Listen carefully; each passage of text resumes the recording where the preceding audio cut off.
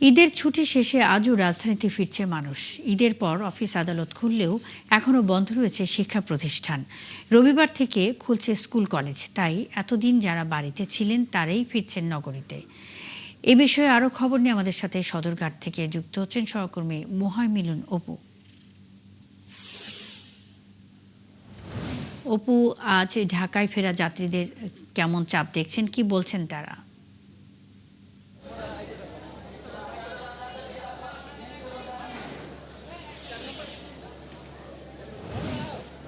উনি জানেন যে এই দক্ষিণ অঞ্চলগামী যে সকল লঞ্চগুলো রয়েছে, যেগুলো সদরঘাটে লঞ্চে কিন্তু সকাল 6 ঘাটে এসে পৌঁছে যায়।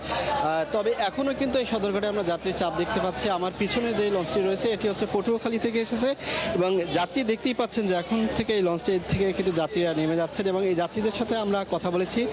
তারা আমাদেরকে যেটি জানিয়েছেন, তারা এই লঞ্চটি মূলত ভোলায় চলাচল করলো, ঈদ উপলক্ষে এটি পটুয়াখালীতে দিয়েছে এবং পটুয়াখালী থেকে এসেছে। ডেকের যে ভাড়া সেটি নিয়ে আমরা কথা বলেছি, সেটি কিন্তু 500 টাকা নিয়েছে, অর্থাৎ সরকার নির্ধারিত যে ভাড়া রয়েছে সেই ভাড়াটাই নিয়েছে। তবে এই লঞ্চগুলোতে আসার ক্ষেত্রে যে কেবিনগুলো থাকে সেই কেবিনগুলো কিন্তু আসলে অনেক আগে এটি বুকিং হয়ে যায়, অর্থাৎ ঘাটে এসে কিন্তু এই লঞ্চের কেবিন পেনা। যাত্রীর যে চাপ রয়েছে জানেন, আগামীকাল সকল শিক্ষা প্রতিষ্ঠানগুলো খুলে যাচ্ছে, সেক্ষেত্রে কিন্তু আজকে যাত্রীর চাপটা রয়েছে। আমরা সকালে এখানে লঞ্চের যারা স্টাফ রয়েছে তাদের সাথে কথা বলেছি, তারা যেটি বলেছেন অর্থাৎ 80% লঞ্চই কিন্তু সকাল 6টার ভিতরে এই সদরঘাটে এসে পৌঁছে গিয়েছে। এখন কিন্তু কয়েকটি লঞ্চ ঘাটে আসছে এবং চাঁদপুরগামী যে লঞ্চগুলো রয়েছে দিনব্যাপী চললেও সকাল 9টার পরে কিন্তু এই সদরঘাটে আর কোনো লঞ্চ কিন্তু ঘাটে আসবে না। দুই একটি হয়তো আসতে পারে, যেহেতু 37টির বেশি নৌ রুট রয়েছে।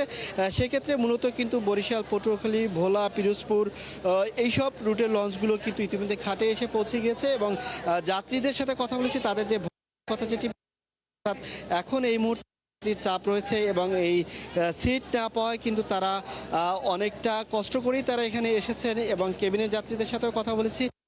এই সকল অভিযোগ করে বলছেন যে আসলে তাদের কেবিন পেতে অনেকটা বেগ পেতে হচ্ছে, অর্থাৎ ঘাটে এসে তারা কোনো কেবিন পাননি এবং 200 টাকার মতো কিন্তু কেবিন, সিঙ্গেল কেবিন এবং ডাবল কেবিন 300 থেকে 400 টাকা বেশি নিচ্ছেন এবং ডেক ভাড়া সচরাচর 400 টাকা নিল, এখন কিন্তু 500 টাকা, অর্থাৎ সে 500 টাকা কিন্তু তারা সরকার নির্ধারিত ভাড়ার ভিতরেই রয়েছে এবং এই দিশার যে কারণে অর্থাৎ লঞ্চ কিন্তু চারখালি ঘাট থেকে